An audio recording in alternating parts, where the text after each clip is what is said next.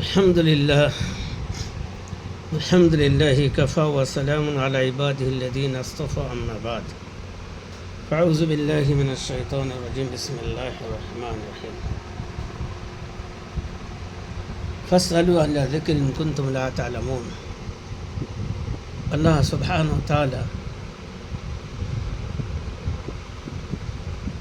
দিনের বিষয়ে কোনো মাসলা মাসাইল জানার প্রয়োজন হলে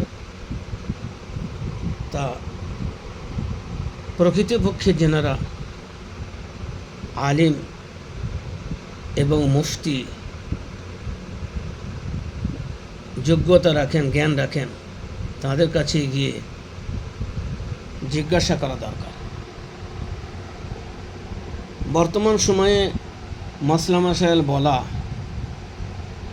আর মাসলা জানা, হয়তো দাড়ি রাখলো, লম্বা জামা পরলো, কিংবা দুটো একটা কোনো কথা বা কিতাব বই বাংলা টাংলা একটু পড়লো, দিয়ে কিছু একটা জায়গায় পৌঁছে গেল, সেখান থেকে সে ফতোয়া দিতে আরম্ভ করে দেয়, লোক তাকে মাসলা মাসাইল জিজ্ঞেস করতে লাগে। সেই সমস্ত মানুষের কাছে না গিয়ে প্রকৃতপক্ষে যেনারা সনাদে আফতা আলিম, তাদের কাছে জিজ্ঞাসা করা দরকার। তা নইলে কী হবে, হিতে বিপরীত যাবে। আর প্রত্যেকেই যদি মুফতি হয়ে যায়, তাহলে পরে তো বড় ফিতনা শুরু হবে। স্বয়ং আমরা জানি রসুল পাক সাল্লাল্লাহু আলাইহি সাল্লামের সময়কালে যে মুফতি সাহাবায়ে কিরামদেরকে আল্লাহ রসুল পাক সাল্লাল্লাহু আলাইহি সাল্লামের মুফতি বিভাগের, ফতোয়া বিভাগের কাজের জন্য নির্ধারিত করেছিলেন, তো সবাইকে নয়, অথচ প্রত্যেকটা সাহাবী আজ কিতাবের হাজারো লক্ষ কোটি কোটি মুফতি থেকে বেশি জ্ঞান রাখতেন একটি সাহাবী। দুনিয়ার এলম একদিকে, একটা সাহাবীর এলম একদিকে। তথাপি আল্লাহ রসুল পাক সাল্লাল্লাহু আলাইহি ওয়াসাল্লাম বিশেষভাবে 14 জন মুফতিয়ান কেরাম সাহাবী, যেনাদের সেরকমভাবে আল্লাহ রসুল তেনাদেরকে এই কাজে নিয়োগ করেছিলেন, আর তেনারাই দিতেন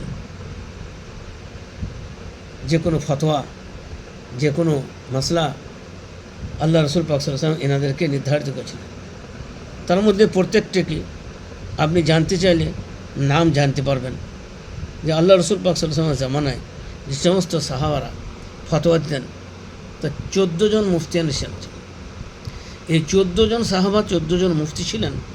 এই 14 জনের মধ্যে সর্বপ্রথম যিনি হলেন তিনি আবু বকর সিদ্দিক রাদিয়াল্লাহু তাআলা, সব থেকে বড় মুফতি সিদ্দিক আকবর রাদিয়াল্লাহু তাআলা। 2 নম্বরে হযরত ওমর ফারুক রাদিয়াল্লাহু তাআলা, 3 নম্বরে হযরত ওসমান গনি রাদিয়াল্লাহু তাআলা, 4 নম্বরে হযরত আলী মুর্তজা রাদিয়াল্লাহু তাআলা, 4 নম্বরে হযরত, 5 নম্বরে হযরত আব্দুর রহমান বিন আউফ রাদিয়াল্লাহু তাআলা, 6 নম্বরে হযরত উবাই ইবনে কাব রাদিয়াল্লাহু তাআলা, 7 নম্বরে হযরত আব্দুল্লাহ ইবনে মাসউদ রাদিয়াল্লাহু তাআলা, আর 8 নম্বরে মুআয ইবনে জাবাল রাদিয়াল্লাহু তাআলা, 9 নম্বর হযরত আম্মার বিন ইয়াসির রাদিয়াল্লাহু তাআলা, আর 10 নম্বরে হযরত হুযায়ফা বিন আল-ইয়ামান রাদিয়াল্লাহু তাআলা, 11 নম্বরে হযরত যায়েদ বিন সাবিত রাদিয়াল্লাহু তাআলা, 12 নম্বরে হযরত সালমান ফারসি রাদিয়াল্লাহু তাআলা, 13 নম্বরে হযরত আবু দারদা রাদিয়াল্লাহু তাআলা, আর 14 নম্বরে হযরত আবু মুসা আশআরী রাদিয়াল্লাহু তাআলা আনহু। ইনারা ছিলেন এই বিশিষ্ট 14 জন মুফতি বিভাগের ফতোয়া দিনেওয়ালা আসহাবে কিরাম রিজওয়ানুল্লাহ তাআলা আলাইহিম আজমাইন। এই নবী সাল্লাল্লাহু আলাইহি ওয়াসাল্লামের জামানায় ফতোয়া দিতে চাইলে সবাই দিতে পারতেন, কিন্তু বিশেষ একটা ব্যবস্থা রাখা হয়েছিল যে একটা ডিপার্টমেন্টে একটা ইলমের সাথে, যারা সেই কাজের সাথে যতটা গভীরতা এবং আপনার জ্ঞান রাখেন তাদেরকে নির্ধারিত করা হয়েছিল। আজকে এমন একটা পরিস্থিতি হয়েছে, কিছুই জান না, মা ফতোয়া দিচ্ছে, বোন ফতোয়া দিচ্ছে। কেউ বলছে আকিকার গোস্ত যার নামে আকিকা হবে তার মা বাপ খেতে পাবে না। কেউ বলছে যে আপনার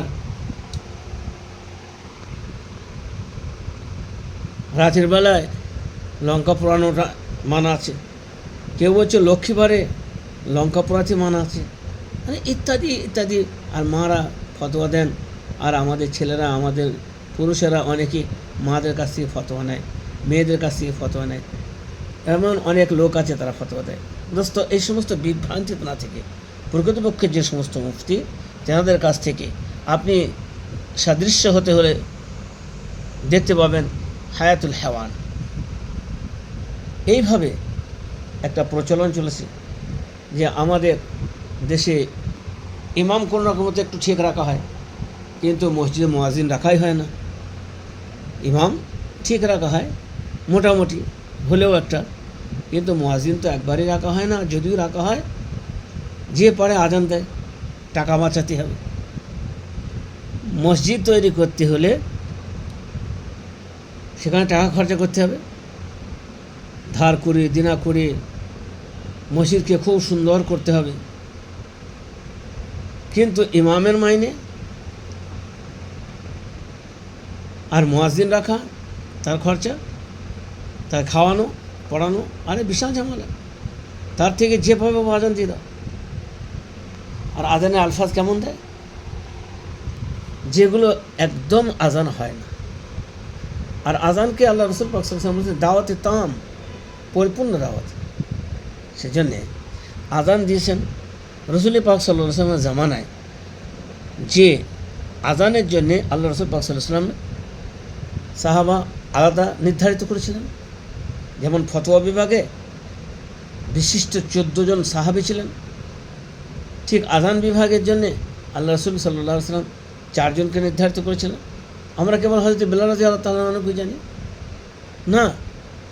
হযরত বেলাল রাদিয়াল্লাহু এক নাম্বার 1 হলো হযরত বেলাল রাদিয়াল্লাহু তাআলা আনহু, এবং নম্বর 2 আব্দুল্লাহ ইবনে মাকতুম রাদিয়াল্লাহু তাআলা আনহু। ये दोनों हजरत মদিনায় আজান দিতেন, অর্থাৎ মসজিদে নববীতে আজান দিতেন। হয়তো বেলাল এবং হজরতে আব্দুল্লাহ ইবনে মাকতুম রাদিয়াল্লাহু তাআলা আনহু, এনারা দুজনে আজান দিতেন মসজিদে নববী অর্থাৎ মদিনার মসজিদ। পক্ষান্তরে হজরতে সাদুল কুর্ত রাদিয়াল্লাহু তাআলা আনহু, সাদুল কুর্ত রাদিয়াল্লাহু তাআলা আনহু কোবা মসজিদে আজান দেন। আল্লাহ রাসূল পাক সাল্লাল্লাহু আলাইহি ওয়াসাল্লাম যে সর্বপ্রথম মসজিদে কোবা তৈরি করেছিলেন, বা মসজিদে কোবায় গিয়ে তিনি অবস্থান করেছিলেন, মসজিদে কোবা, এখানে আজান দিতেন হয়তো সাদুল কুর্তি রাদিয়াল্লাহু তাআলা আনহু। ইনি ছিলেন 3 নম্বর মুয়াজ্জিন। 4র্থ নম্বর মুয়াজ্জিন যিনি হলেন আবু মাহজুরা রাদিয়াল্লাহু তাআলা আনহু। ইনি মক্কার মসজিদে অর্থাৎ বাইতুল্লাহ শরীফে আজান দিতেন। আবু মাহজুরা রাদিয়াল্লাহু তাআলা আনহু। বলুন যে আল্লাহ রসুল পাক সাল্লাল্লাহু আলাইহি সাল্লাম নির্ধারিত করেছিলেন এ যাতে সাহাবায়েদের আজান, কত সুন্দর আজান এবং সহি আজান দেয়া, ঠিক ইমামতির জন্যে এইভাবেই ইমাম রেখেছিলেন। তো দর্শক বুজুর্গ, এখানে 2টো সার কথা আমি আমাদের ভিডিওর মাধ্যমে পৌঁছাতে চাই। 1 নম্বর, ফতোয়া এলমে না থাকলে, সঠিকভাবে জানা না থাকলে ফতোয়ার কাজ সাধারণ থেকে সাধারণত দূরের কথা, কোনো আলেমও না জেনে শুনে ফতোয়া দেওয়াটা ঠিক হবে না, সাধারণত দূরের কথা। ঠিক আজানও সহি শুদ্ধভাবে প্রত্যেকটা মসজিদে হওয়া দরকার। এখনও পর্যন্ত যে সমস্ত মসজিদে আজান হচ্ছে, আমরা সব জানি 99% আপনার ভুল আজান হয়। গ্রামের লোক 2 থালা ভাত বাঁচাবার জন্যে, 2 পয়সা বাঁচাবার জন্যে যে আসে সেই আজান দেয়। আজানের কোনো শব্দ জানা নাই, কিছু জানা নেই। সেই জন্যে এইভাবে আজান দেওয়া কিন্তু সেই হবে না। আপনার আজান দিতে শখ হলে আপনি আজান ঠিক করুন, তারপরে আজান দেওয়ার ব্যবস্থা করুন। আল্লাহ আমাদেরকে আমলে তৌফিক দান করুন। ওয়া আখিরু দাওয়ানা আলহামদুলিল্লাহ।